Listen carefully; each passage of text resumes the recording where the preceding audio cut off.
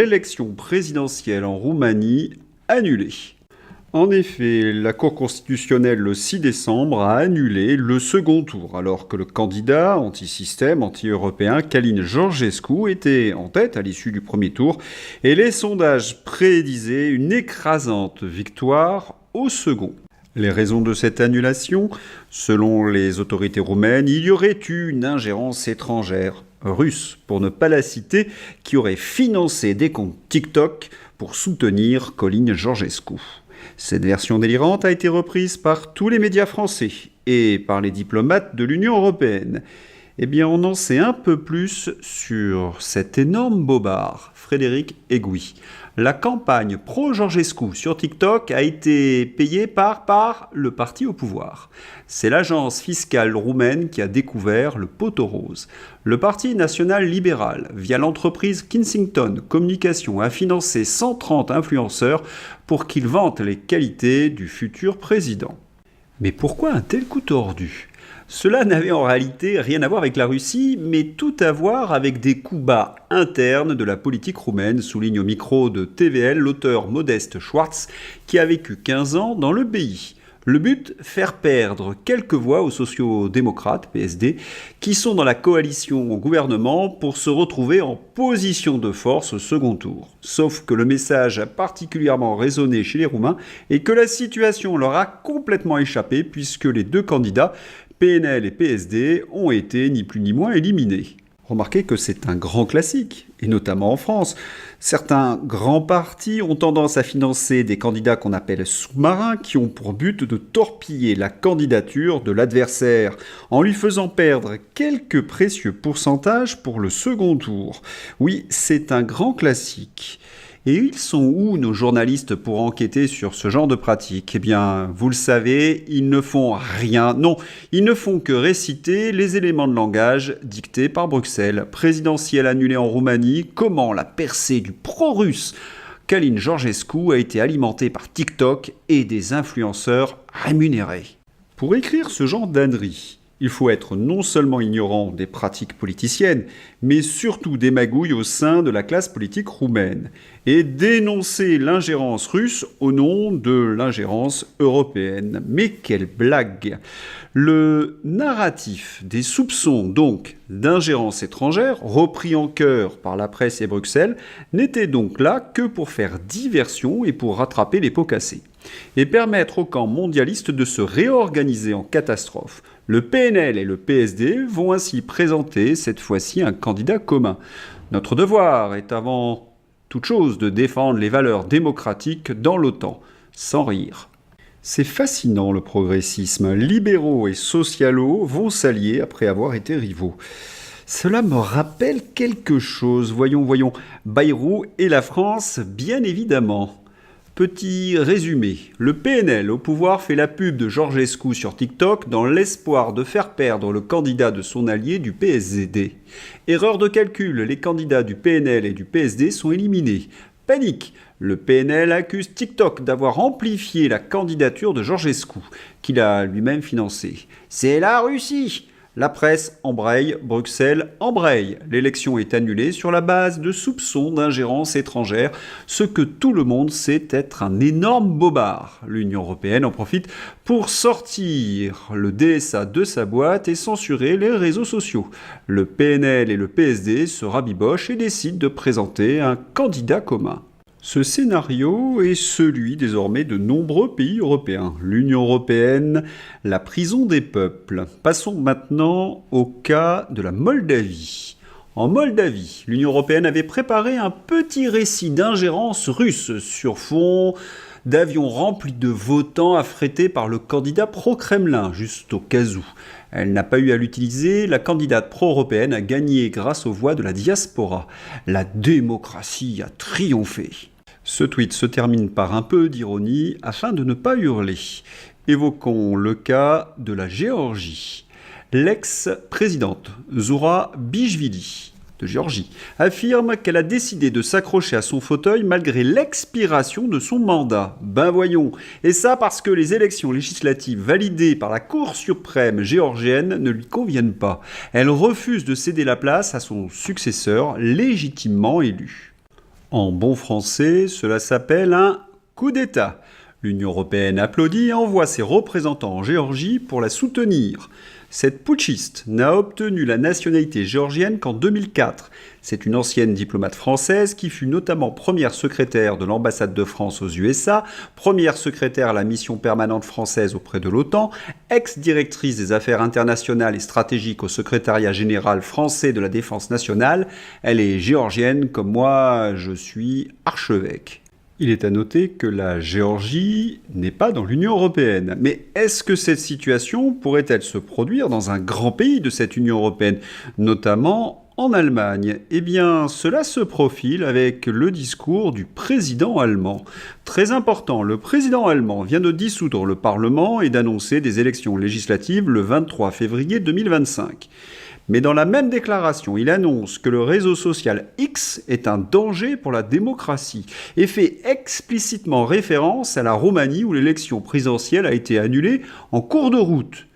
Cela signifie que si la campagne électorale en Allemagne tourne mal pour les euromondialistes, ceux-ci déclencheront, comme en Roumanie, le bouclier démocratique européen et annuleront l'élection. Notamment si l'AfD, qui veut maintenant le Dexit, sortir l'Allemagne de l'Union européenne, peut gagner. Ils prétexteront l'ingérence étrangère russe via X. Les arguments sont déjà prêts. Mais c'est hallucinant. C'est qu'ils sont en train de nous expliquer que la liberté d'expression est un danger pour leur petit pouvoir. Ils craignent la lumière. Bel aveu de dérive totalitaire. Mais ce scénario devient un peu trop répétitif et les peuples vont s'en apercevoir. Le résumé. L'influence extérieure est un danger pour la démocratie. Le président allemand dissout le Parlement et prépare le vol des élections. Comme cela a été le cas récemment en Roumanie, a osé sans rougir Frank-Walter Steinmeier alors qu'il annonçait la tenue du scrutin le 23 février. Appliquée avec succès contre Călin Georgescu, la formule est désormais prête à être répétée partout ailleurs. Hurler à l'ingérence extérieure sans apporter une quelconque preuve, forcément inexistante puisqu'imaginaire. Annuler les élections si les résultats sont défavorables au camp euro-fanatique, en l'occurrence si l'AfD ou Sarah Wagenknecht l'emporte. En profiter pour censurer les derniers espaces de liberté sur les réseaux sociaux. Et peu importe si l'on sait désormais que la campagne de Georgescu sur TikTok a été financée par le parti au pouvoir pour faire perdre ses adversaires socialistes. Le projet totalitaire de l'Union européenne est entré en phase terminale et personne ne semble pouvoir ou vouloir l'arrêter. Et en France, eh bien, la situation est strictement identique. Les macronistes et les LR ne représentent plus guère que 26% des votes. Et ces européistes ont perdu toutes les élections depuis 2 ans. Et ce sont eux qui gouvernent. Vous avez des Retailleau et Darmanin qui passent leur temps à la télévision en nous promettant la Lune, alors que l'Union européenne empêche toutes leurs décisions. On a bien compris qu'ils font ainsi campagne électorale parce qu'ils ont une ambition présidentielle. Et oui, on n'a jamais vu un tel décalage entre le discours, les promesses et leur réalisation. Oui, car toutes ces promesses sont impossibles à tenir si on respecte les règles européennes. Et comme chacun sait, les décisions sont prises par Bruxelles, sa grosse commission et ses agences. Illustration. La France doit être plus ambitieuse en matière de baisse de consommation énergétique selon l'autorité environnementale. Cette autorité recommande ainsi de baisser au moins de 12% l'objectif 2030 de consommation énergétique finale pour atteindre les objectifs européens, parmi diverses préconisations visant à compléter ou approfondir la feuille de route énergétique du pays pour les 10 prochaines années. Dans le viseur, eh bien, vous et votre chauffage et les industries du bâtiment. Et vous avez tous ces petits ministres serviles et sans cervelle qui viennent justifier de tels délires, ces attentats contre votre niveau de vie et nos entreprises. Agnès Pannier-Runacher. Nous avons réussi à baisser de 30% nos émissions de gaz à effet de serre, mais il y a aujourd'hui un ralentissement de leur baisse du fait de 2 secteurs qui sont à la peine, le chauffage et les mobilités. Il ne faut pas baisser la garde. L'inaction face au dérèglement climatique a un coût pour les Français, un coût pour leur portefeuille et un coût pour leur emploi. Le coût pour votre portefeuille et le coût pour l'emploi sont des bobards ultimes. L'inversion accusatoire portée à son plus haut niveau. Oui, c'est accuser ses adversaires de ses propres crimes. C'est bien leur devise à tous ces européistes. Il n'y a pas un rapport avec le record des faillites en 2024 et notamment des faillites de sociétés dont le coût de l'énergie impacte fortement l'activité. Dans l'industrie, le coût de l'électricité a été multiplié par 4. Ce coût impacte jusqu'à 30% et 60% selon le type de produit fini, le produit final du produit vendu. Je serais curieux d'une étude mettant en lien le motif de satisfaction de cette ministre, dont tout le monde connaît le surnom, avec les dernières faillites des sociétés ou fermetures de sites industriels agissant dans des secteurs gourmands en électricité. Je voudrais également rappeler à cette gourde un des fondamentaux de l'économie et de l'action politique. Il est donc fondamental que nos industries et nos ménages aient accès à une énergie abondante et bon marché. C'est la condition pour que nos entreprises soient compétitives et c'est bon également pour les ménages qui gagnent en pouvoir d'achat. Je rappelle que le pouvoir d'achat est source de croissance.